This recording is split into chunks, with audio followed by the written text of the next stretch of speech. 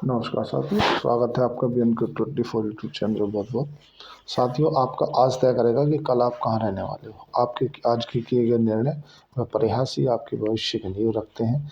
इसलिए सकारात्मक सोच के साथ निरंतर आगे बढ़ते रहें, वे अपने आप को अपग्रेड करते रहें, पढ़ते रहें। पढ़ना बहुत ज़रूरी है भविष्य के लिए। साथियों, आज हम बात करने जा रहे हैं, थोड़ा अलग अलग से विषय है, किसी भी आईपीओ वगैरह का रिव्यू नहीं कर रहे। एक डिफरेंट टॉपिक को आज हम कवर करने जा रहे हैं। टॉपिक क्या है कि डोनाल्ड ट्रंप कभी भी आके ट्विटर पर कुछ भी रेफी छोड़ देते हैं और उसके चलते पूरी मार्केट में तहलका मच जाता है। तो शेयर बाजार आजकल क्यों गिर रहा है, उसके पीछे का क्या कारण है, उससे भी थोड़ा सा एक बार प्रकाश डाल लेते हैं। क्या है साथियों कि एफआईआई की बिकवाली चल रही है। कल भी लगभग 12-13 हज़ार करोड़ की बिकवाली की है एफआईआई ने। फॉरेन इंस्टीट्यूशनल इन्वेस्टर, जो विदेशी संस्थागत निवेशक होते हैं, उन्होंने 12-13 हज़ार करोड़ की बिकवाली की है। और ये पिछले 10-12 ट्रेडिंग सेशनों से लगातार ही चल रही है। मतलब जब से डोनाल्ड ट्रंप की ये पता चला है कि डोनाल्ड ट्रंप आने वाले हैं और डोनाल्ड ट्रंप की सरकार है, और बॉन्ड यील्ड भी ना, जो यूएस की बॉन्ड यील्ड है वो भी वर्तमान में अभी हायर बेस पे खड़ी हुई है। बॉन्ड यील्ड का शेयर मार्केट से क्या लेना देना साथियों, इसको कुछ समझते हैं।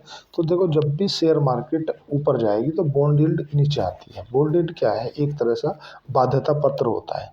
जैसे सपोज करो, शेयर बाजारों में शेयर को उतार चढ़ाव होने से शेयर के प्राइस कम ज़्यादा होते हैं।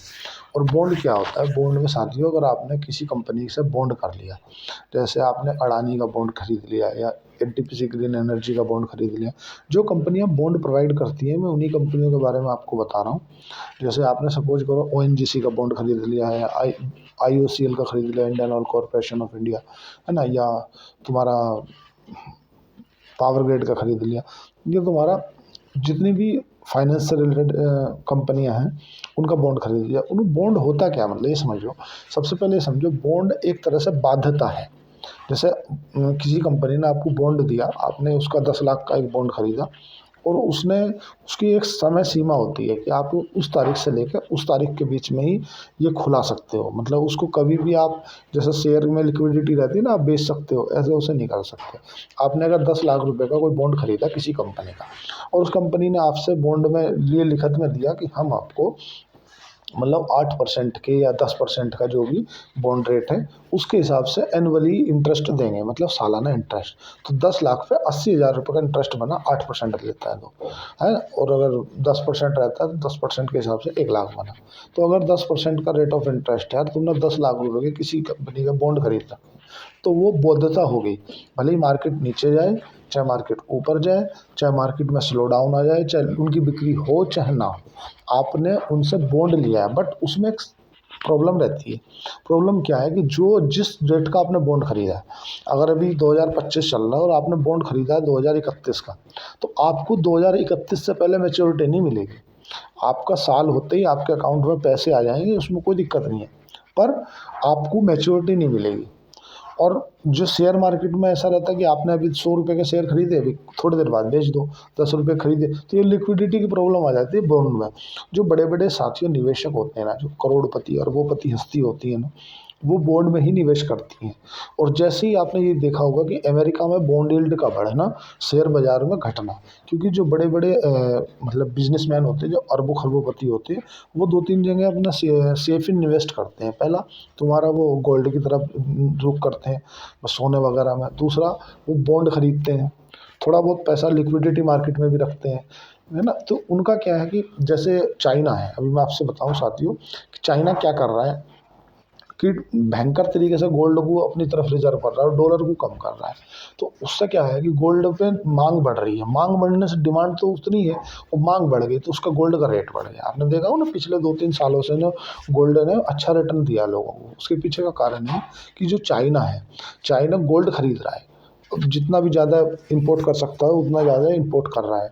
और डॉलर की जो वैल्यू है ना, अपने यहाँ जो वो एक फॉरेन रिजर्व रखते हैं ना, जैसे हम भी भारतीय फॉरेन रिजर्व रखते हैं, कुछ हमारे पास में रूबल पड़ा है, मतलब रूस के लिए, कुछ सऊदी दिनार पड़े हैं, मतलब सऊदी से अगर कोई कुछ करना है हमें, कुछ हमारे पास में डॉलर हैं जो देश हमारी भारत की करेंसी एक्सेप्ट नहीं करते हैं।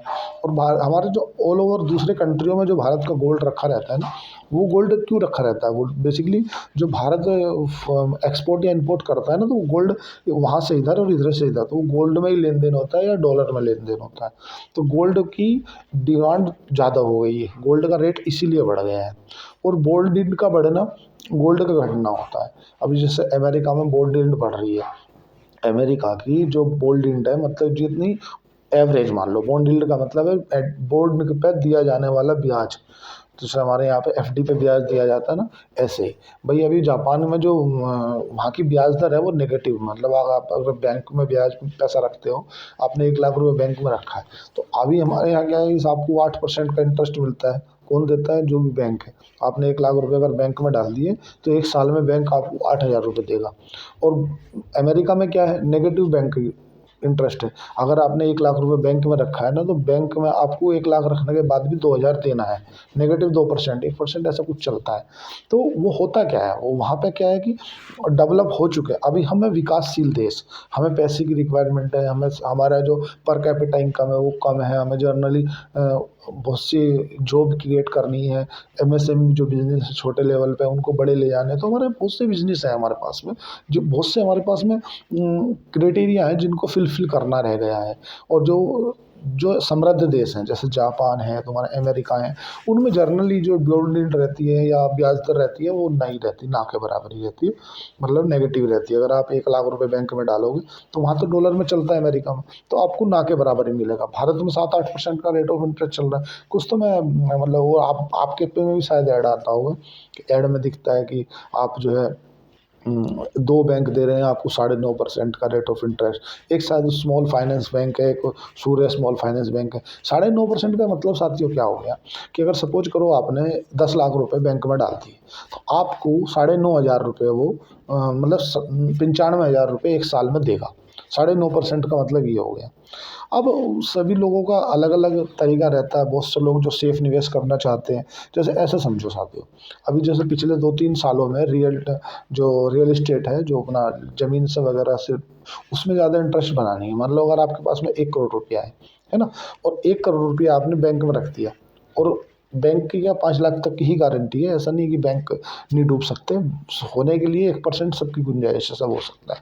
अगर आपके पास 1 करोड़ रुपये है, आपने 1 करोड़ रुपया किसी बैंक में रख दिया, जो जनरली एसबीआई है, पंजाब नेशनल बैंक है, यूनियन बैंक है ना, इलाहाबाद बैंक है, एचडीएफसी बैंक है, ये जो जनरली बड़े बैंक हैं, ये तो जो एफडी पर दिया जाने वाला ब्याज है वो लगभग 7 से 8 के बीच में रखते हैं। और जो ये एनबीएफसी कंपनी होती है, एनबीएफसी मतलब नॉन बैंकिंग फाइनेंस सर्विसेज, ये जितनी भी एनबीएफसी कंपनी होती है ये जनरली ब्याज ज़्यादा रखती हैं, क्योंकि इनका जो बिजनेस मॉडल है ना, ये क्या टाउन 3 सिटी को जो है कवर करती हैं। जो छोटे लोग हैं, मध्यम वर्ग है ना, उन लोगों को ये ज़्यादा कवर करती हैं।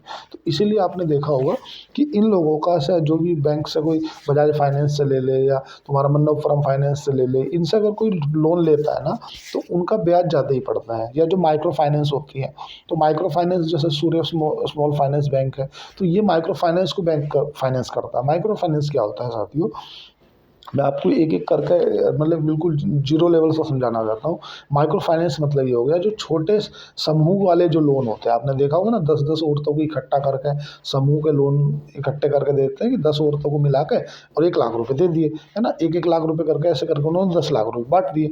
अब उनसे किस्त बांट दी, उनकी किस्त कर दी डिवाइड, भाई 1 लाख रुपए की अगर वो पूरे 2 साल की किस्त करेंगे, मतलब 24 किस्त, तो जनरली उस पर 20 या 25% का रेट ऑफ इंटरेस्ट रखते हैं। और ये स्मॉल फाइनेंस बैंकों से जो 10-11% पे लेते हैं। और जो उसके बीच का रहता है, मान लो इन्होंने जो बैंक है, बैंक से लिया एनबीएफसी ने, मान लो कोई भी non banking finance services company है, उसने बैंक के पास गई, बोली मेरा ये बिजनेस है, मैं लोगों को लोन प्रोवाइड करती हूँ और सिक्योरिटी मेरे पास है, तो आप मेरे को लोन दे दो। बैंक इनको लोन देगा जनरली, सीधी सी बात है, 10 या 11% पे, क्योंकि बैंक ने हमसे ही 8% पे लिया है, 7 से 8 पे, तो बैंक ने 3% का एनआईएम कमाया। एनआईएम क्या होता है? एनआईएम का मतलब साथियों नेट इंटरेस्ट मार्जिन। बैंक ने हमसे, जो मतलब रिटेलर हैं या जो भी निवेशक हैं, उनसे 7% से लेकर 7.5% पे बैंक ने हमसे लिया पैसा। कितना? 10 लाख रुपए। मैं बिल्कुल रियल में बात समझाने की कोशिश कर रहा हूँ जिससे आप लोग समझें।